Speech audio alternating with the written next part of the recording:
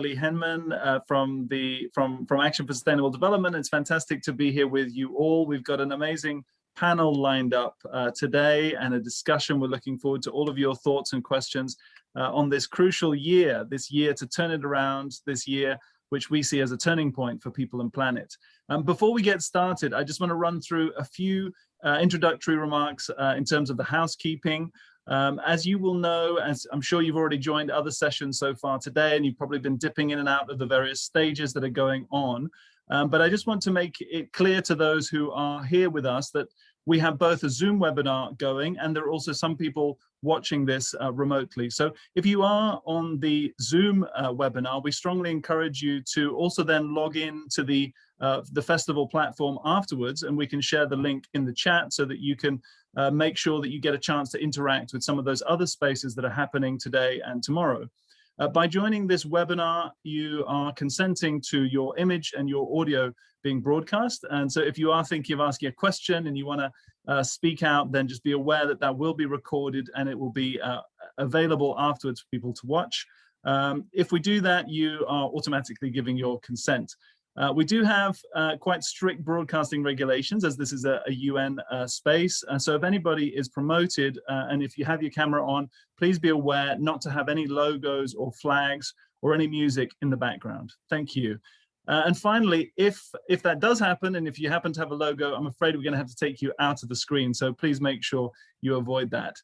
So that's the kind of initial welcome, but I'd like to pass over now to get really stuck into the discussions to my co-host here from Project Everyone, Alice Macdonald. Alice, over to you. Hi everyone, welcome. It's always weird to do workshops on Zoom, but we hope it will be interactive. We will do our best. So I'm Alice, I'm the campaigns director at Project Everyone, which is an organisation focused on advancing progress to the SDGs, or the global goals, which we're probably all involved in. This workshop, as you've seen, is called Crack the Crises. So we've brought together a brilliant panel of amazing campaigners and advocates from around the world to really talk about what it's going to take this year, but much in the longer term, to crack the crises we're facing, particularly of COVID, injustice and climate change. What we want to do is kick off with a bit of a poll to find out who's in the room. I can see we're already over 100 people, which is amazing. So hopefully, if the tech works, in a minute, a couple of questions are going to pop up just to find out, first of all, where everyone's from, what you're thinking about focusing on this year, and what kind of support you're looking for. Because hopefully the purpose of some of these spaces is that bigger organisations can help smaller organisations, and bigger organisations can also learn from smaller organisations and activists. So hopefully, if the tech works, Clara, we've got a brilliant team. So if you can, you should be able to click in front of you where you are from, which region. So we'll give everyone a couple of minutes, well, no, 30 seconds maybe, because we all know where we're from, hopefully, to answer the poll. And I know some people aren't online. Clara, do we think we've got enough to show the results to start with? Okay, well, pretty good. 38% Europe, 37% Asia, Middle East and North Africa 6%, Africa 4%, Pacific 2%, Latin America and the Caribbean 12%, and North America 6%. And I know some people are going to be up very early to do this, so thank you for joining. So the second question is, what are your key priorities for this year? So we've got a big year, lots of big moments coming up. We'll put that up on the screen now. So we've got the G7, we've got the COP, we've got the UN General Assembly, and then we've got other moments. We haven't put them all up here. We've got the G20 as well, and we're going to focus in on a few of these. So if you're going to focus on one of these, click it, and maybe we'll ask when we get to the discussion, or you could put it in the chat, what are some of the other moments that you're focused on this year?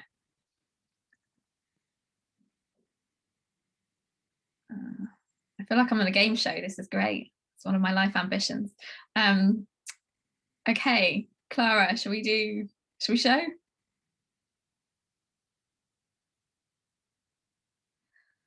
Pretty even split. So that means hopefully we'll have a lot of energy behind all of these events. So 20% for the G7, 29% for UNGA, 22% for the G20, 42% for the COP. I think that probably isn't surprising. We all know the climate moment in the UK will be a big moment, and then other moments. So yeah, if people want to drop in the chat what those other moments are, that would be great for us to kind of collect for information as well. And then the final question is what kind of support do you kind of need, would you be looking for? So we've got loads of great organisations on the call. So we know there's a couple of things that always come up: campaign templates, joint letters, social media content, video content, online training, or joint events. And again, if you've got other ideas, please drop them in the chat as well. It's quite a hard one, that one, to kind of figure out. There's lots of different ways of support that can come through. Okay, let's close that one.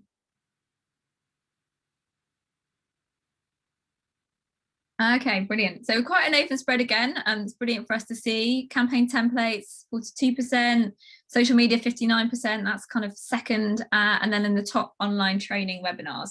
So hopefully we're helping to assess, address that online trainings and webinars at the moment, but hopefully it'll be a workshop. We've all gone digital these days, yeah. So, I mean, thanks everyone. I also talk very fast, so I'll slow down. It's amazing that we've already got over 127 people in the webinar, and we'll have more people online, which is great. So I'm going to move on swiftly into the panel discussion. I'll introduce our panelists, who should be spotlighted on the screen in a minute, and move into a Q&A for about 15-20 minutes. And then we would love to hear your questions and ideas. If you are able to write them in the chat as we go, we'll collect them so we can see. If the tech allows, we'll call on a few people, but we might have to read them out. We're just seeing how that works. So I shall read out the names as we put them on the screen. So we have got Pete Moorey, who is head of campaigns at Christian Aid, and he's specifically going to be talking about the Crack the Crises Coalition and the G7. We've got Fatou Jeng, who's from Clean Earth Gambia and is doing lots of other amazing work around the world, really, actually, who particularly will talk a little bit about the COP. Then we've got Rosario Diaz Garavito from the Millennials movement, from Latin America. I mean, I know that's a region, but you can tell us more, Rosario, because I know you do lots of work across it. And then we've got Namala from Macdonald from India, who has done a huge amount of campaigning in the past. So welcome, everyone. I'm going to start with my first question. So we wanted to get into some of the specifics. Can you talk a little bit about some of the specific campaign activations you've got planned this year around some of these moments, what you hope to achieve and how people can get involved? And if you want to talk a bit broader about campaigns, then that would be great. Fatou, can I go to you first? Yes, thank you very much for having me. Always delighted to talk about the work that we're doing back home and globally as far as issues concerning youth climate action is concerned.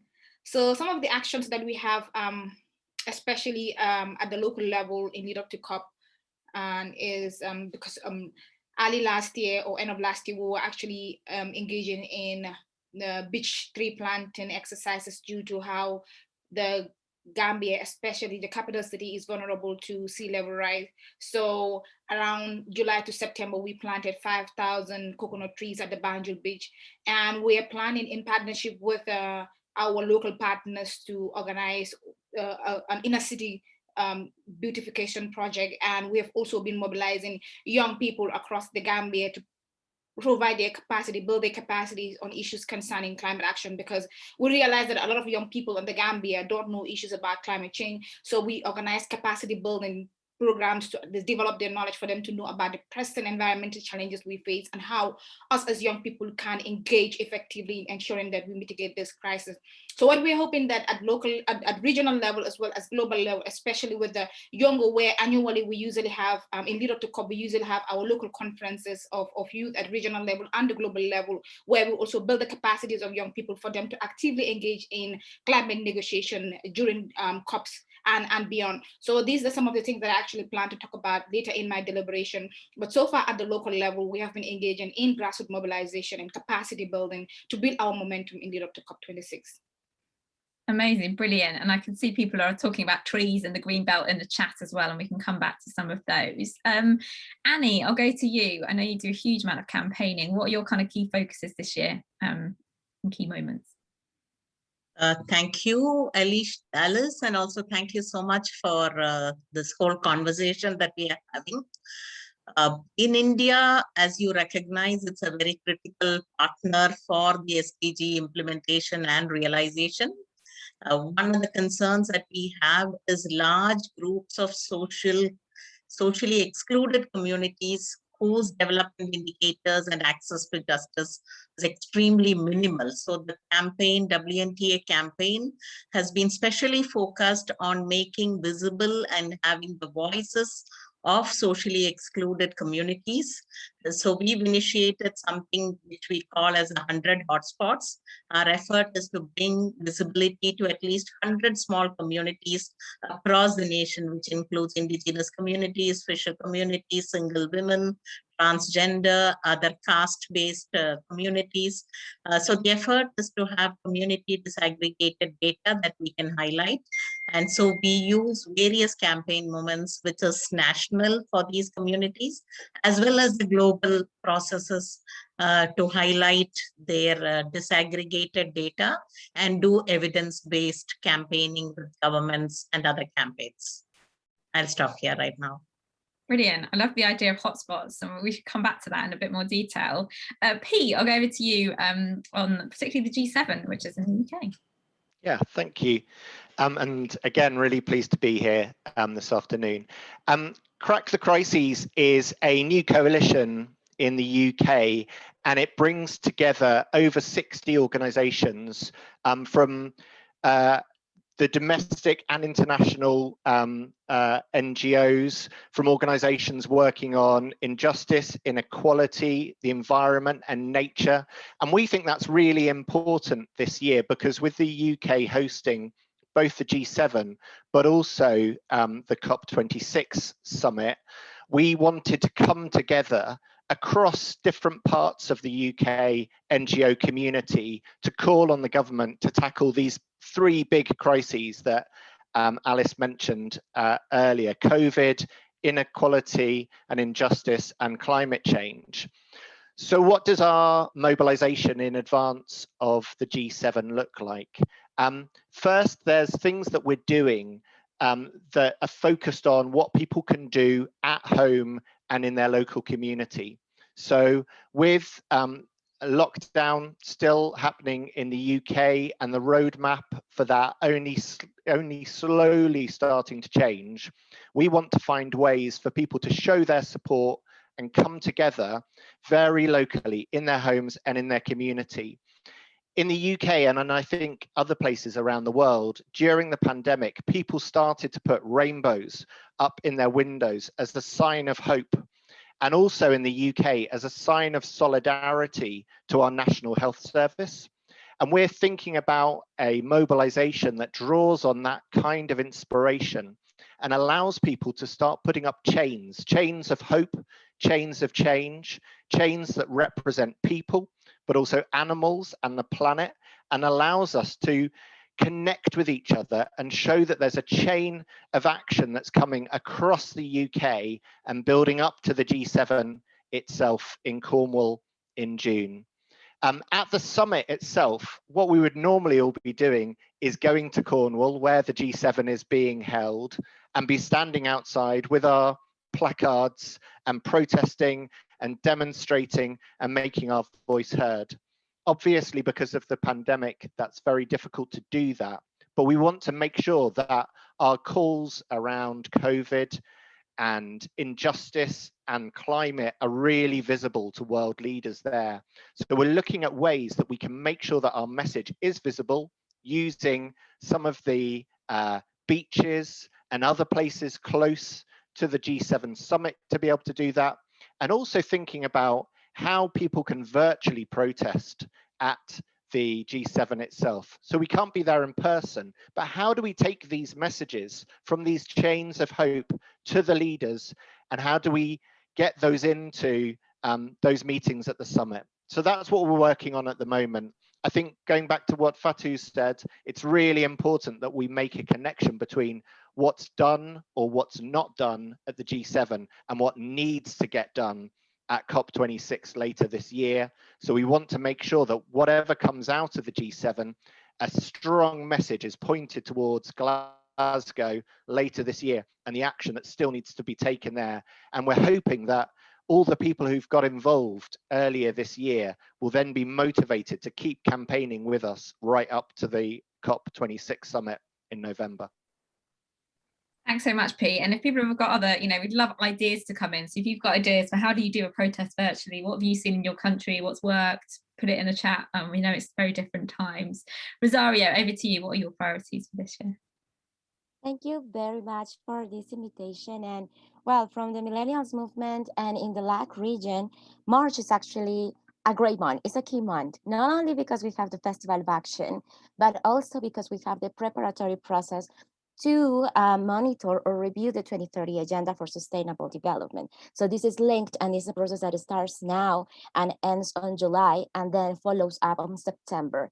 So one of the things that we have engaged into the region are not only the preparatory process that we had with civil society last week on the frame of the Forum for the Latin American and Caribbean countries, but also we have the youth process that it's also linked with the ECOSOC Youth Forum. So this year it's been quite interesting because somehow even though we have the limitations due to COVID, this opportunity to host different things virtually have allowed us to articulate more mechanisms for civil society engagement or participation in these processes, and to build better and greater with civil society on the monitoring of the 2030 agenda. So for instance, one of the things that we were able to work on as part of the regional mechanism for civil society in the LAC region was we hosted a civil society forum last week, wherever we gather with representatives from all over the region, and we were able to build recommendations. We were able to express what is going on in the region, how we want this recovery to be, and what the governments from the Latin American and Caribbean region needs to address. And this is not something new. We know that we start with all these processes long ago, and that was one of the key points, because we were following up on previous civil society recommendations, previous civil society declarations, and so on. So we were able to showcase that civil society is being demanding different things through the time. And many of those things perhaps were not here or not necessarily here very well.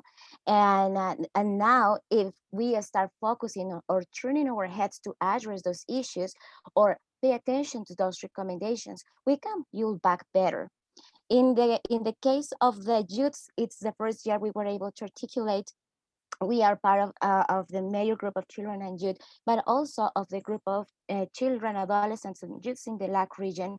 So we were able to articulate not only this global space for youth engagement, but also the regional mechanisms in order to build a preparatory process towards the ECOSOC Youth Forum. One of the things here, or the most interesting thing, is that we are having this session in April, the global session, but tomorrow we are having a regional dialogue with youths around the region, and where we are able to gather information with the support of ECLAC, that is our Economic Commission at the Latin American and Caribbean region, and UN regional agencies that they are gonna help us to build these recommendations and then put them or provide them to the decision makers in formal processes. Amazing. So it's been a lot of things, and I just can say that these actions have been moving regionally, but also have reached the national at the local level. Thank you.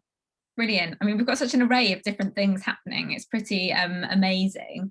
I'm going to go just back to Fatou and Annie, because I think one thing we've seen in the last year, we've seen loads of amazing protests and people coming together, whether it's Black Lives Matter, Me Too, the End SARS movement, but we've also seen quite a lot of repression and crackdown, particularly on civil society. And I guess, it would be interesting just to hear, perhaps going to Annie first, how do you think campaigners can work together to address this? And I know Oli and A4SD is very focused on that. Annie, what are your thoughts on how we can do that? I think what you say is extremely critical, that we do see a high level of repression on civil society organizations.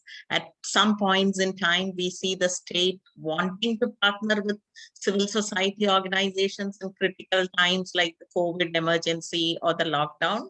But at various other times, we see the state putting more and more hurdles on civil society in fulfilling the task and the role that they outline for themselves. But in India, we've been seeing this quite stringently over the past few years, but that has not really prevented communities from representing their issues. You would have heard a lot about the farmers' protest that is currently going on in India. In addition, we also have a number of other protests. But the only sad part is that do not get reflected in the general media, but it is only through civil society, media, and social groups that it comes out. So one dimension that we look at is the need for the most vulnerable communities to be able to voice their issues and concerns within the larger national civil society platforms and issues, as well as highlight the networks of vulnerable communities. Because what we have seen is, despite all the efforts that we have in development and access to justice, somewhere, unless there is a focus on vulnerable communities, they get left out and missed out. So how do we create that voice? So one of the tasks that we do is really build evidences in terms of tracking disaggregated data on a geo-social level with communities, use that for evidence with the government at the local and national levels. We do have a two-pronged approach that we use. One is to build networks of the vulnerable communities themselves. And secondly, to bring the vulnerable community voices in the larger campaigns, whether it's education, health, access to justice, climate change. So we do see the potential of the communities themselves raising voices as an important part in pushing the sustainable agenda and being part of the change process. So we feel that that's one add value that we can bring in from the leave no one behind and the reaching the furthest behind as key interventions into our larger campaigns. Thank you, Annie. Really powerful. And when we're talking about these big global moments, we have to remember so many voices aren't heard, and how do we make sure they are heard and then acted on? Fatou, over to you. What are your thoughts on that? Yeah, just to take it up from what Annie said, because I think she mentioned really crucial things, and the fact that when the outbreak of COVID, we have seen how governments and municipalities as well as local authorities have been working with civil society organizations to ensure that the work that is supposed to be done in awareness creation, among others, have been done. So you can see that in certain portion, the government more or less works with civil society organization because they know the power and the strengths of CSOs in ensuring that there is change, especially at the local level. However, we have seen how also civil society organizations, especially climate justice activists or climate youth movements, have been kind of like suppressed and at some point not allowed to express themselves and speak truth to power. Recently, we have seen how some climate justice activists, some of my colleagues like Dilshare as well as others, have been more or less stopped from speaking truth to power and also talk about the things that are happening on the ground. And even recently in the Gambia, we also had a problem with some big corporations trying to take over the garden and the lands of women farmers in the Gambia. So you could see how CSOs, we came together and used our voice, used our platform to be able to ensure that people know what was happening. And it was through these collective efforts that we did and beyond that actually resulted to these big corporations not taking the land of women farmers. So you could see the power of civil society organizations and the power of collectiveness in ensuring that there is effective action towards mitigating the problems that we have. However, as I mentioned, we have been having problems of such. And I think, as we've mentioned already, Annie mentioned this, the issue that we've been having most especially is the fact that the marginalized and vulnerable groups who have been mostly affected by these problems have not really been had. And I think what we need to do more is to ensure that there is more platforms to ensure that these people speak for themselves and know what is really, and to talk about what they've been facing. Because as we always say, in certain situations, it is he who feels it knows it. And the fact that most of these marginalized groups who are most affected are not given the platform to talk about the problems that we face is also a problem. So what I feel what we need to do is to ensure that there is more collective voice, there is more collective action, and I think usually when we come together in a collective way, we are really able to bring forward a lot of problems that we face, and I think that really more or less brings in more effective and efficient progress as far as the challenges that we face, especially in the climate space, is actually concerned. Thanks, Fatou. Maybe just one quick follow-up. Do you feel at COP that are you hopeful that voices of marginalised communities will be heard and acted on? So I wanted to actually bring in this but I'm glad you brought in this bit. So usually we have seen how young people have been underrepresented in climate negotiations. We have seen how indigenous communities have been underrepresented in climate negotiations. So and as young people who have been in the space, these are some of the things that we have been trying to advocate for a long time ago, or for a particular long time. Because for example, in national delegations to COP, you will see that there wouldn't be, in some countries or most particular regions, you won't even see one young person in the delegation, or sometimes you would even see the most vulnerable groups in these particular delegations, and you don't expect, you don't more or less kind of like expect to go to negotiations and talk about the challenges that certain groups face without having them there. So that is how I feel, and this has been some of the things. This has been something that I've been talking about in most of the platforms that I've been. Young people have been underrepresented, indigenous groups have been underrepresented, and the minorities, to be specific, have been really underrepresented in climate negotiations. Even women have been underrepresented in climate negotiations. And I'm hopeful that as time goes on, things will improve. But at this point, it really has not really been satisfactory to me.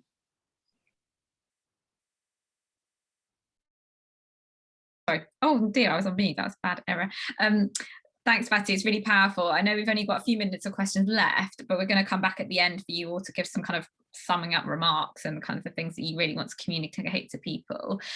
Pete, Rosario, I think the other thing that's really changed obviously during COVID is how do you mobilise people? As Pete, I think, I can't remember who referenced the fact you can't go and march. What are your kind of top tips as kind of campaigners about how you do kind of, or how you have seen people being mobilised during COVID? Pete first. I mean, I think the first thing I'd say is that there's obviously a huge appetite for people to campaign at the moment. I think an incredible appetite during the pandemic, and perhaps it's no surprise. We might have lost Pete there. It's frozen. I'll go to you, Rosario, and hopefully Pete will be back with us. What are your kind of the main things you've seen in terms of mobilising people during COVID? Surprise. Oh, sorry, Pete, we lost you for a minute. Go ahead, Rosario. I'll come back to you, Pete. Rosario. Well, one of the things that I have seen, it's since COVID started, I guess youths have been, I somehow prepared already for this kind of thing, because as we didn't have as much resources to, have like travel all over or have an office and so on, we were doing already a lot of things online and trying to coordinate, like train ourselves and so on.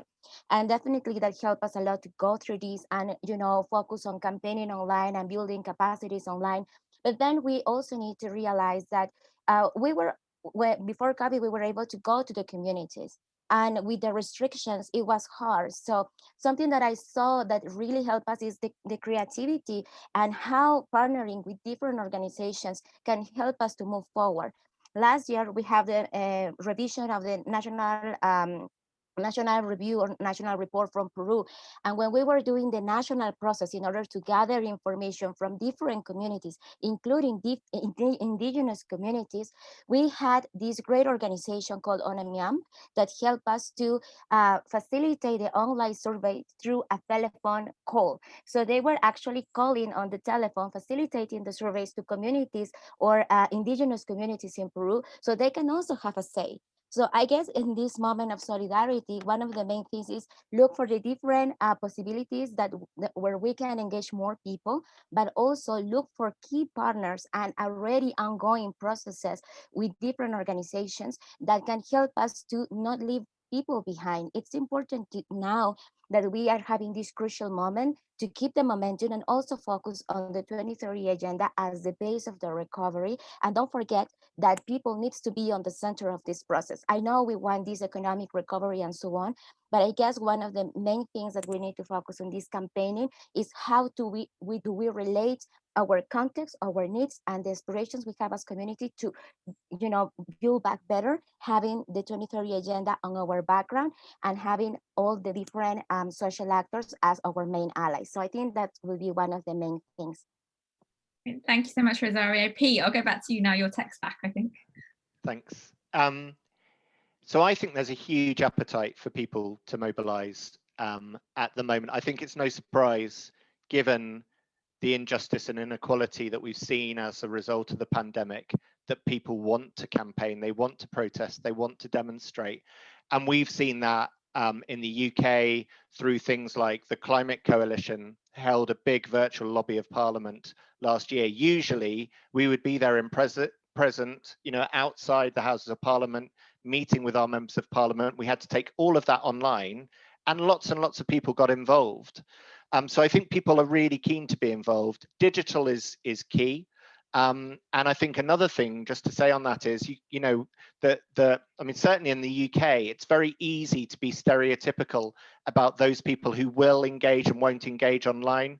I think as a result of the pandemic, Christian Aid supporters tend to be older people who you often might not think would engage online or engage online in campaigning. That's not true. You know, I held a meeting earlier this week with 40 to 50 of our supporters, overwhelmingly over 60, 70, very engaged, very savvy about using digital to campaign and really keen to be involved. I think the other things I'd say about mobilizing in this world of online campaigning is, firstly, the importance of listening, allowing people to shape the campaigning actions that we're taking. And secondly, the importance of keeping things simple, allowing people to be able to take action in really simple ways, which I think, again, digital is allowing us to do really well. Thanks so much, Pete. I can see there's loads of questions in the chat, so I'm going to hand over to Oli for questions and discussions, and we'll come back to each of you at the end with a big question and just for the thoughts that you wanted to share. So Oli, I'll hand over to you. And just if people are asking questions, it'd be brilliant if you're asking them on social media, or you want to share this using the Crack the Crises and turn it around hashtags. So if you put them on Twitter, we can also collect them from there for people who aren't in the Zoom. We might move everyone into gallery view so we can see each other for this bit as well. So I'll hand over to Oli, and I think Betha will put us in gallery view. Thank you, everyone. Thanks so much, Alice. And it's been an incredibly rich conversation already. And I think some of the points that have been highlighted there around the both the potential and the challenges of digital engagement really do ring true in so much of what we're seeing on the chat. I picked up a few comments here that I wanted to see if we might bring one or two other people in. So what I'm proposing is that we do a round where we actually hear from a few people on the screen, and then after that I'll read out the remaining questions. So I just wanted to bring in, first of all, we've got a comment from Valeria, from the Italian coalition that is mobilizing around the G20, because we know that's another key moment, and it would be useful, I think, for us to hear a little bit about how the interaction is shaping up around the G20 moment as well. So just going to see if Valeria, if you're now able to come in, can you hear us? Yes, thanks a lot, Oli. And thank you so much for this valuable conversation. It's a real pleasure to be with you all. I'm here today, as you mentioned, in my capacity as C20 Sous Sherpa, as the Italian presidency of the G20 this year. Actually, 2 years ago, as a GCOP Italy established a promoting committee by involving all of the members of civil society at Italian level. And at the beginning of this year, we kicked off the process at international level. So the C20 is actually an official engagement group in the G20 process, which involves a wide variety of organizations and networks far beyond the G20 countries. So not only from the G20 countries, which is essential for us. So actually, as a globally active civil society organization, at the core of this engagement group, there is the idea of collaboration, the value of collaboration and facilitation, aiming to connect to the work together that has been so well called to mind already by those who preceded me. So especially by combining a very pragmatic collective exchange about building a more substantial advocacy framework that we can become more effective change organizations in ensuring our voice will be effectively channeled to get the changes we need.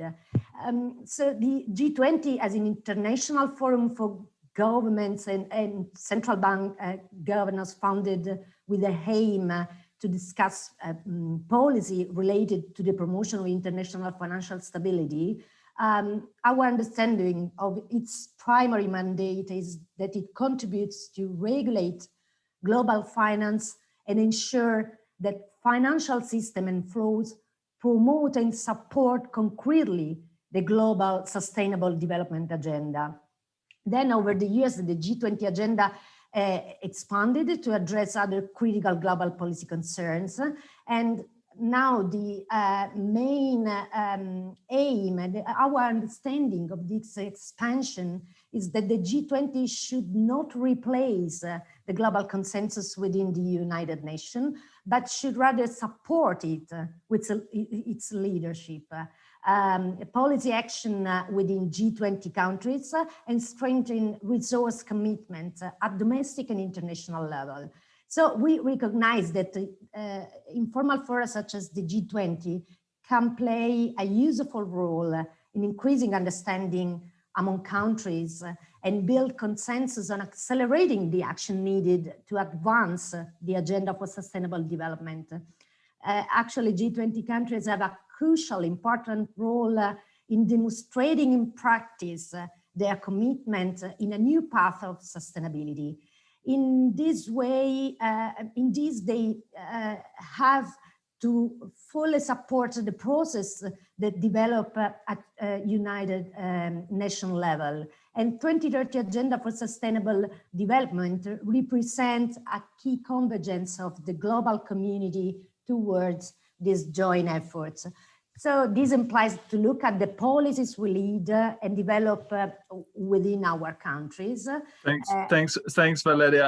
I'm sorry, we're just we have quite limited time. We're going to have to move on to the next contribution here. But I think you've highlighted really clearly the increasingly complex role of the different moments that we have this year. And I think one of the things that I'd like to come back to the panel to in just a minute is how do we connect the messages in each of those moments. But I did want to bring in one other quick contribution. I see Dose Sosuga, who has been adding various points here in the chat. And I believe he might have something just to share in terms of the recent meetings that have taken place with the African finance ministers. Dose, would you like to, can you come in now?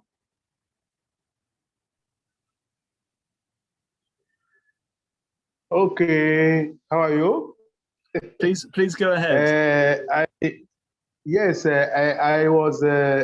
assisted to the meeting last week with our ministers of financing and planning and economic development. And what I noticed is that all the ministers, they want to let SDGs behind and tackle before the coronavirus pandemic. So they have a lack of financial opportunities to go ahead. So what we have done, what we have proposed to implement the SDGs are left behind. What I published to you, what is their opinion here.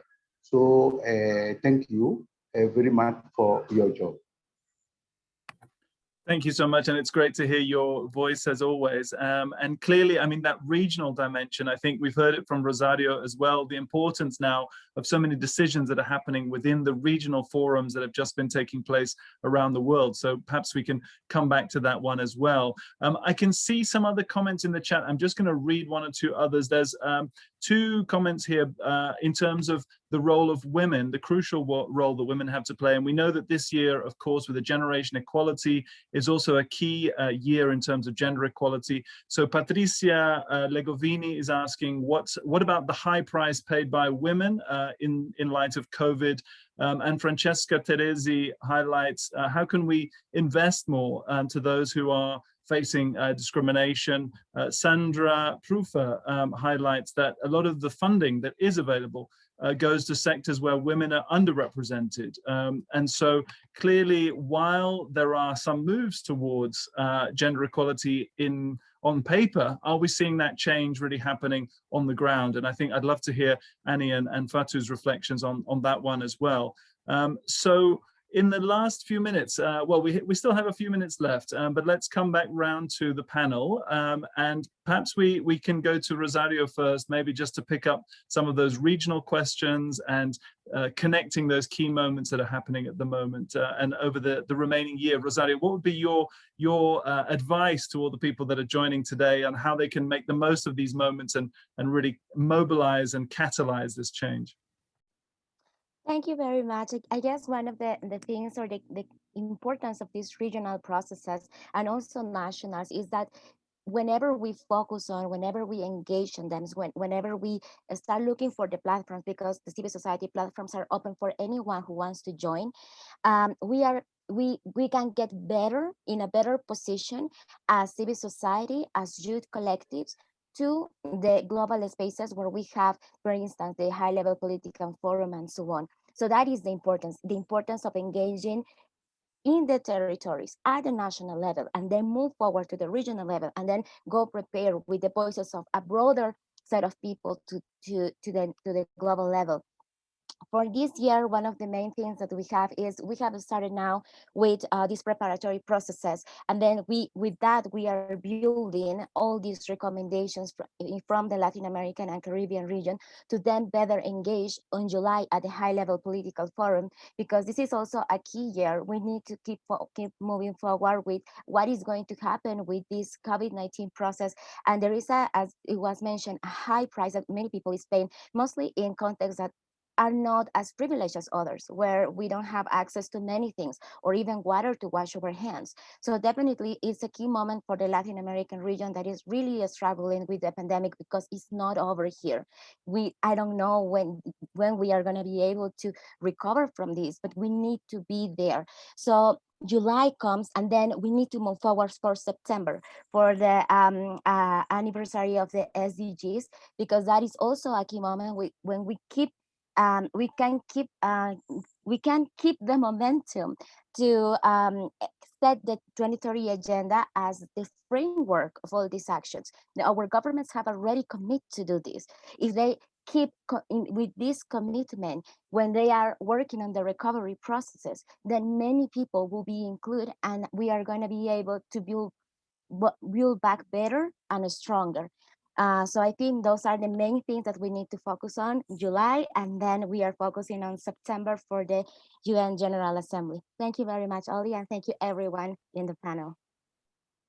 Thank you so much, Rosie. It's wonderful to work with you as always, and some great advice there in terms of key ways of working together at these crucial times. So maybe we can come next to Annie. Annie, both reflections in terms of the questions that you've heard and any other thoughts that you have in terms of advice for people joining, how they might get more involved in the coming months. Thank you, Oli. See, I think we need to recognize that many national governments have not really changed much on behalf of SDGs. They have simply aligned the SDG goals with whatever is going on at the national level, and then giving data which looks like we are progressing. So I think we need to really recognize national governments are not putting in new strategies, new ideas. So that's a huge challenge for all of us.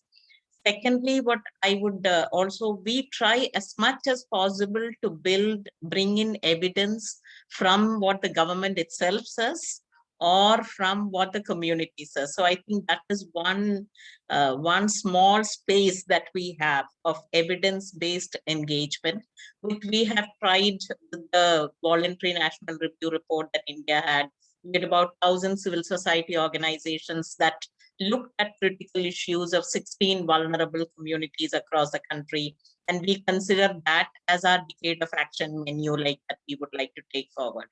But in this whole thing, I would really like to emphasize the role of regional and global civil society platforms, because I think where the national governments are not so proactive, it really helps us to have regional and global voices and be part of the regional and global networking and campaigning effort, because nation states do to some extent at least heed, or at least they recognize and consider. So I would sort of look at more and more spaces. Recently we had this whole financing for development. There is a lot of regional discussion on the climate issues within the South Asian region.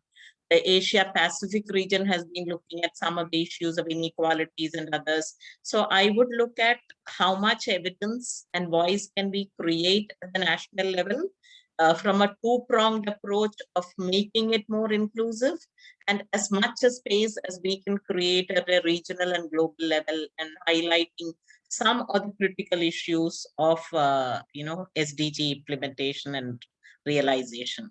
I would feel that is very, very important, where national governments are not proactive or supportive at all.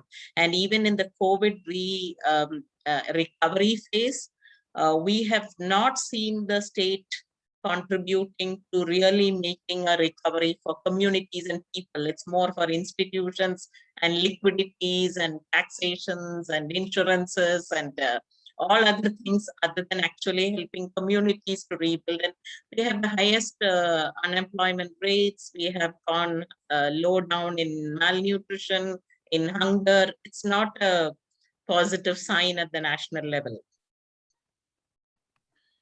And Annie, sorry to push you, but on the number of questions that we've had around gender equality in particular, did you have any further thoughts on how to strengthen women's voices in these processes? Two dimensions. We do have a fairly strong gender movement in India, which is quite visible, active, and has been very involved in various dimensions. I see another dimension coming in with more marginalized women also coming into the process. Like we have indigenous women's networks that are coming in. We have single women's networks across the country today who are actually articulating their issues, the transgenders, people, women with HIV, AIDS. So there is, not just a very broad, while there is a very broad gender movement, there are also these very specific groups that are coming into the extent that you have Dalit transgenders, ethnic communities that are talking about their issues. Because I think today the multi-sectional issues and the intersectional issues are becoming very important if we are talking about really leaving no one behind and a sustainable future for all of us. So there is that accommodation and that, collaboration between various movements, including within the gender and within the larger social groups that I can see. Excellent. Thank you, Annie. And really good points there in terms of how to collaborate, how to connect the knowledge between different movements, between different types of organizations, and also that kind of intersection, increasing intersection of so many of the conflicts and challenges that we face. So on that note, I think it's a good point to bring Fatou back in as well, particularly given your experience with youth climate activists. And Fatou, there is one question that we've spotted, which says, given how uncertain things have been in this past year, how do you prepare for uncertainty?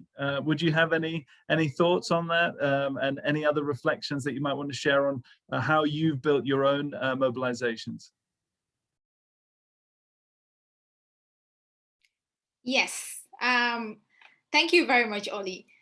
You see, the COVID-19 has really more or less showed us how we can more or less prepare for future uncertainties, because we have been able to, even though it has affected our on-ground activities back home, because we had a lot of plans that we had for 2020 and the beginning of 2021, but including the first National Youth Conference on Climate Change that we're supposed to have. But all of these, we actually had to postpone it because of the COVID-19. However, it has been an opportunity where we have been able to use the digital space, and we have been seeing how this particular period, we had a lot of young people that have more or less joined the movement online. You could see how now, for example, the global strike that happens every Friday, you could see people have been using the digital space, as Pat mentioned. We have been able to use it to continue the work that we have been doing, to use that space to more or less reach out to more people, to amplify the message that we're supposed to have. So I think COVID has been more or less an example of how we will be able to use future uncertainties to continue with our activities, and it wouldn't affect us much, because we have seen, even us using the digital space, we have still been able to carry on with most of the plans that we had, except some of the physical activities that we had.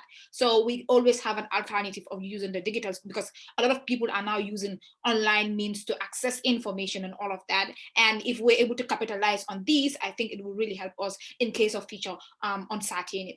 And then there was another question. I don't know if I should, would I have a chance to speak again or not? I think we should be able to squeeze in a final reflection from each of you. But if you have something more at this point, please go ahead. Yes, and then there was another comment that was made about the issue of women representation in climate spaces as well. So I just wanted to bring in that now we know that there has been very limited participation of women in leadership, especially in the African continent, where you have in our parliaments, in our cabinets, where you have very low participation of women in these particular leadership positions. And even at the UNFCCC level, there has been, because gender is now an overarching principle in the Paris Agreement, and then there has been like campaigns that have been done on the issue of the Gender Action Plan and the Enhanced Lima Work Program. So these particular tools have now, like government should basically more or less integrate this in our nationally determined contributions. So it's in our NDCs, and then maybe our national climate policies. However, when it comes to the implementation of this Gender Action Plan and the Enhanced Lima Work Program in our NDCs, there's been very limited actions that have been done, because we could see that we still have problems in mainstreaming gender in our climate activities or the climate programs that we have, and some countries still don't have gender focal points. So these are some of the things that we're still facing as far as issues of gender and climate change is concerned, even though there has been progress in ensuring that, through the Gender Action Plan and the Lima Work Program. So maybe when I'm coming in to give my final remarks, I'll talk briefly about the issue of youth and climate negotiations and some of the initiatives that we've been able to have to integrate more youth voices in these particular processes. Perfect. Thank you, Fatou, and thank you for highlighting that in terms of the limited roles still in terms of leadership, positions of leadership for women, and the crucial importance of integrating that into the climate planning. So coming now to Pete and hearing more about the Crack the Crises. Pete, there's been a couple of questions I notice about whether there's any support in terms of financial support, in terms of other kinds of resources. We heard earlier in the poll, that some people are interested, particularly in online webinars, to learn more about ways that they might engage and build something similar in their own countries. Would you be able to tell us a bit more about that? Yeah, sure. Financial support, I'm afraid the answer is no at present. I mean, we're a coalition of organizations coming together and pooling our resources together to be able to do some significant things this year in the UK, and aren't currently able to resource others through that structure. But I think it's a useful point, and one that we need to reflect on. What we are really committed to doing, however, is ensuring that people who are both part of Crack the Crises and of our movements more generally are able to get the resources that they need to be able to be part of the campaign actions that we're doing this year. So certainly the chain initiative that we're doing in the coming months, we're going to be providing templates that people can use and can roll out themselves within their own organizations, within their own communities in the coming months. And similarly, in terms of what we're doing at the G7 itself, we'll be finding ways to ensure that people can participate in that. While our activity is very focused on the UK for obvious reasons, because with our Prime Minister hosting these two significant moments, we want a big message to get to him. And, you know, let's be clear, the UK have made a number of decisions in the run up to the G7 and in the run up to the COP that have been very negative. You know, the decision to cut international aid from 0.7% to 0.5% of national income, a decision to go ahead with a new coal mine, the recent integrated review that we had in the UK, which was setting out, you know, a kind of a big change in our foreign policy, for the first time, you know, a big change from the Cold War, really, and which, you know, set out lots of plans around how to increase our nuclear stockpile, but very little about tackling poverty. So really, really worrying signs. But what we know is that public pressure can make a difference. So that coal mine that I mentioned, when NGOs and others came together and protested against it, they're now thinking again. So we need to put that kind of pressure on the Prime Minister this year and make it clear to him that this is necessary and that action needs to be taken that delivers a real recovery for people and planet. But as part of that, that should be as open and inclusive as possible. And we would love to hear voices of communities and movements around the world being part of that. So any way that we can work with you all to make sure that as the UK has the eyes of the world on it this year at the G7 and at the COP, you know, we would love to work with you so that we are hearing voices from all over the world saying to Boris Johnson and other political leaders, let's make this moment count. Let's deliver what we need for people and planet.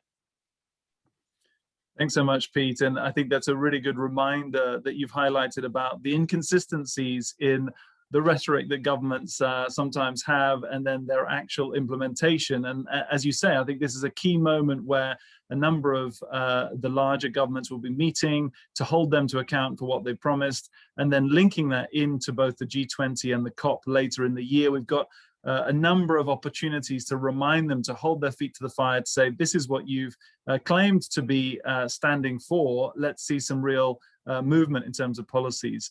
So we only have a few minutes left, but we have one last question for you, for each of you, and that is any final tips that you have on what it takes to build a successful movement.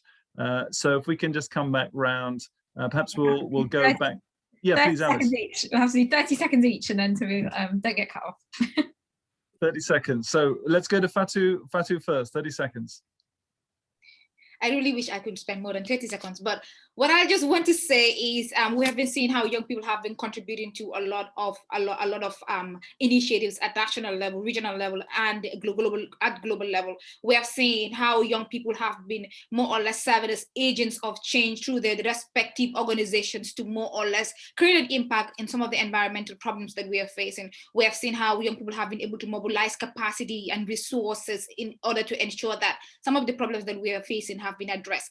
At the international level, we have seen, especially in climate negotiations, we have seen how young people have been following agenda items like the Action for Climate Empowerment, the Common Time Frame, the Loss and Damage and Nature-Based Solution, because these are areas that are really important as far as mitigating the climate problems that we are facing is actually concerned.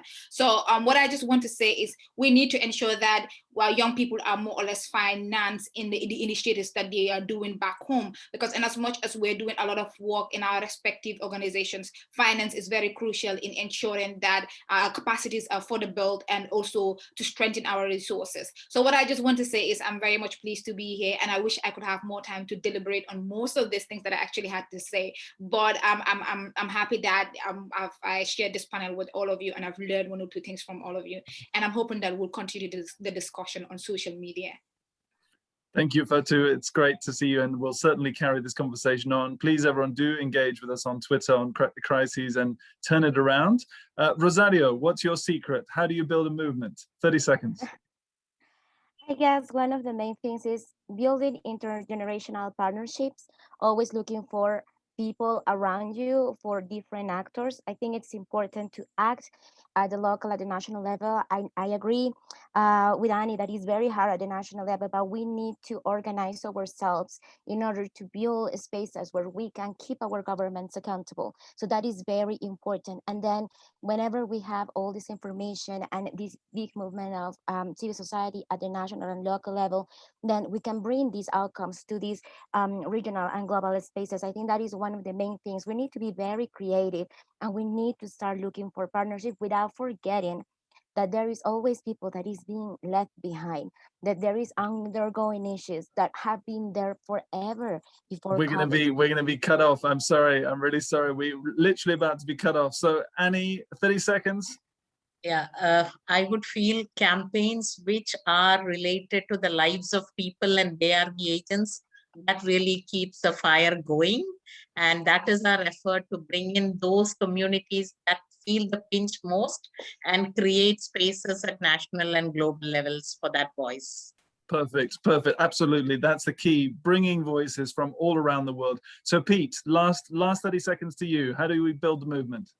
I think diversity is key. You know, there needs to be a space where everyone can have a voice, and that's what's, you know, strong movements are diverse movements. Fantastic. I think that's a great point to end on. And it has been a very diverse conversation. I think, as you hopefully have seen in the chat, we have put up the links to Crack the Crises, also to Action for Sustainable Development.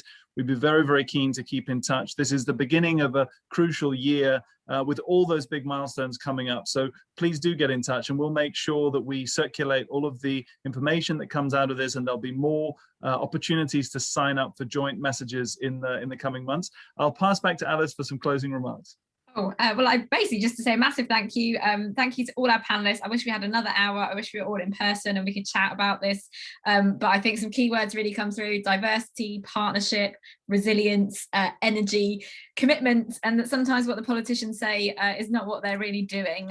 So we have to hold them to account. So thank you so much. Do check out in the chat. Also, thank you to Clara, Kiana and Bethel, who have been behind the scenes and keeping us all on track as well, and all the organisers. So really appreciate it. Thank you all for joining, and please stay in touch. Thank you. Thank you again.